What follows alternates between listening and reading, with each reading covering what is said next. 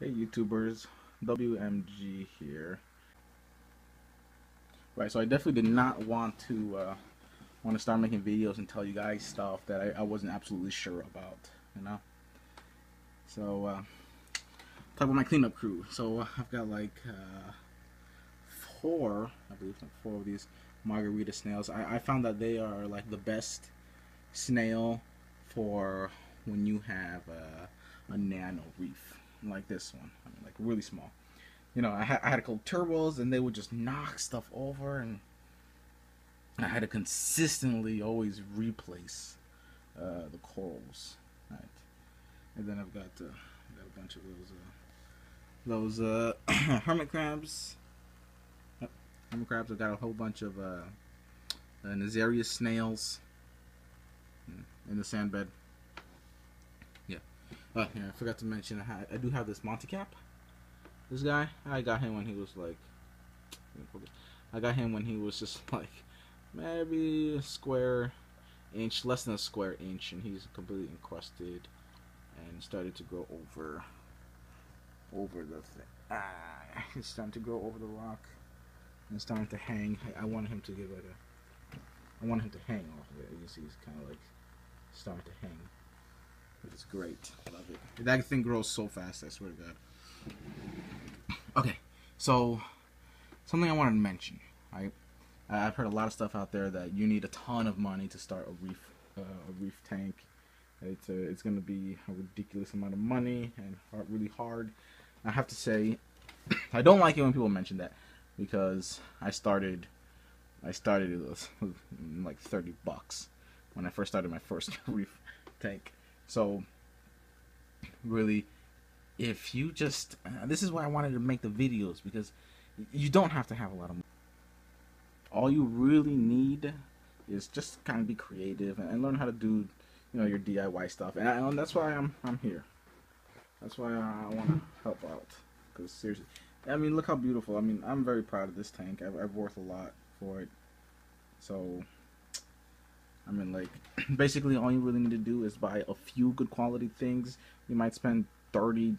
I don't think I've ever spent more than $30 on on individual parts of the aquarium, right? And then you just fill in the blanks with the DIY. That's how I do it. You get good quality things that are very important, and then you fill the blanks in, right? Like this tank. This tank was $30, and I got it on sale too.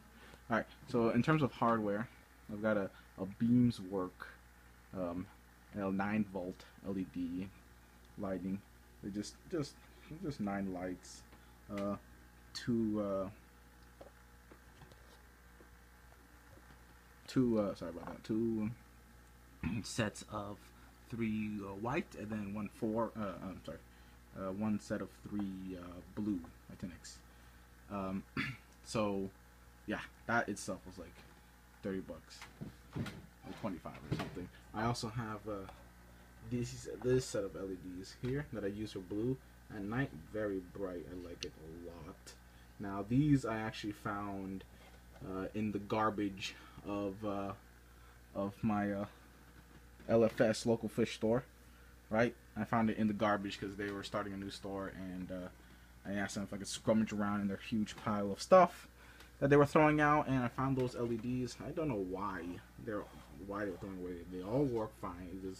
It does beautifully, right? I could turn off these lights, right, and you can see that it does a really great job color, and that's with having a light in my room, right? It does an awesome job, and in fact, these itself has some too, so you can get it a little extra boost. But these are plenty at night. Let me turn this back on. Okay. Right, so I found that for free, as well as a little like controller for it, timer controller thing for free. Now you have to be really lucky to find this stuff for free, right? So but yeah, all right. So this guy, I would really like to replace this guy, just because it's sagging now. Like, it's supposed to be up here, but it sags all the way because these stupid clamps just slip. And if you can see this, it just cracks.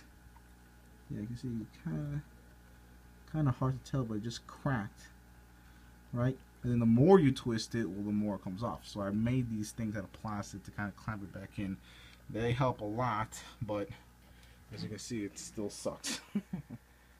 Alright, so this is a drilled tank. I did drill it myself, and I built the overflow box myself. It's about like a 4-inch by 4-inch by 5-inch by 2-inch. I'll show you, like 2-inch by about 4 inches high and 5 inches in length box, right? Overflow, little tiny 1/2-inch thing, right, coming at the end. I literally just use some metal tongs, tiny tweezers, actually metal tweezers, just to limit the flow because I got so much flow. Right? You see what I mean by like saving money? Whatever that does is I can squeeze it to make it slower, whatever. This one I do have a valve for. Right. Okay. So, more hardware. All right. Looking down here. Okay. All right. So here, yes, this nano, about maybe like 3 gallons, 3 gallons, 3-4 maybe gallons, has a sump. Not only that, it has a custom sump that I built by hand myself. Cost me $35 to build this sump by hand. Okay, you don't need to spend $150 on a tiny little sump, right? Or on any size sump. I swear to God, you don't need to do that. And I will be showing you guys how to do this. You just tell me what you want to see done, and I will do my best to get them down. And what I do is I jot them down on paper. I do the designs, the calculations, I'll do the dimensions, and I put them down in my notebook, and I will show you guys, and then you can pause the video, whatever, and copy them, whatever. That's what I'll do. All right, I'll show you designs later for this guy. I do carry my tiny little engineering notebook around just in case I have ideas. Yes, I am an engineer by heart, although my major is computer science. Okay, so enough of that. Alright, so I got 3-stage, sorry for moving around too much. I got 3-stage sump, right? Total about another 3 gallons of water. So I might have around 4 or 5 gallons of water, and this system is very stable. Very stable. I can't stress that enough. Very stable, just because the way you do it. Alright. Okay, so first of all, let's start with the left. The water spills out via gravity, overflow box, surface skimming, of course. Overflow goes down that tube in the back. Alright, and it goes into my first chamber. My first chamber, I have this protein skimmer. This skimmer is just some cheap $12 skimmer I got on eBay that uses an air stone and uses this big ass pump. I will be swapping that out later because my girlfriend wants to give me a gift, and I kind of want a call it Aqualife, yeah, Aqualife nano skimmer. That's what I want. I've heard bad things about it, and I've heard good things about it.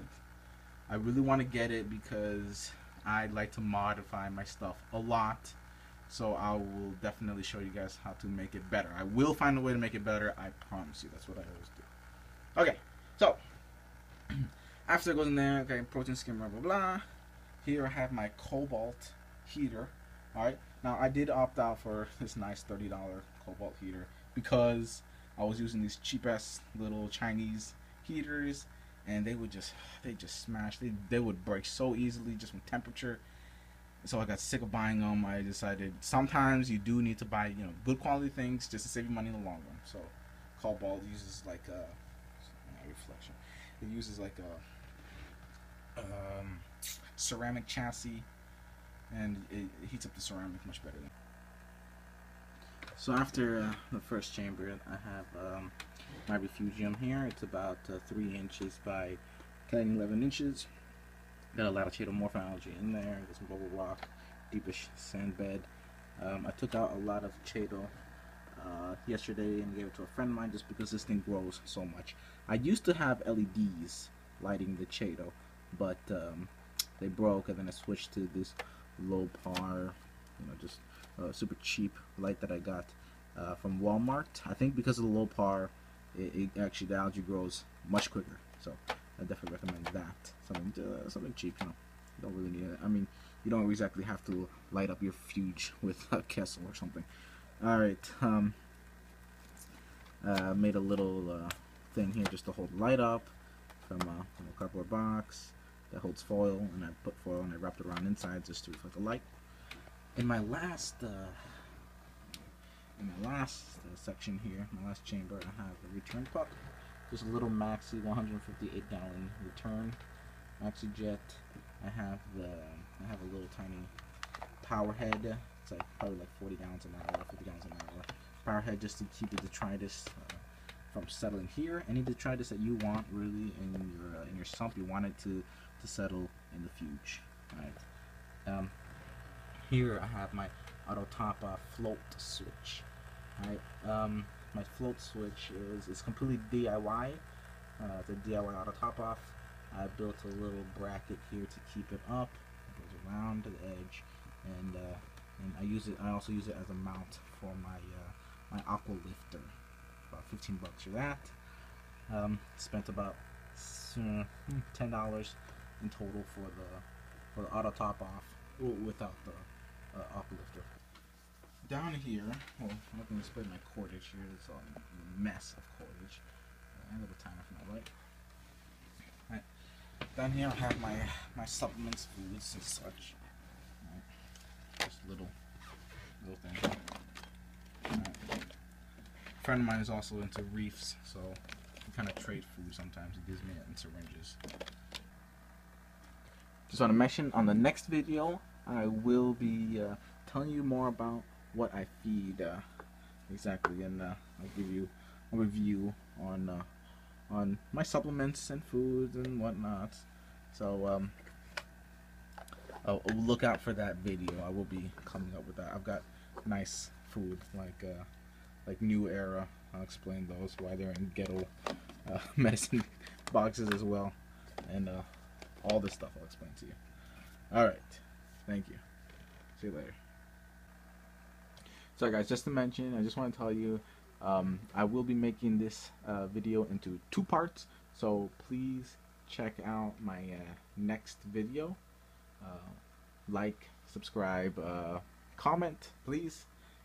Any questions or anything I can do for you guys, you tell me. I will do my best to help you guys out, really. So thanks for watching.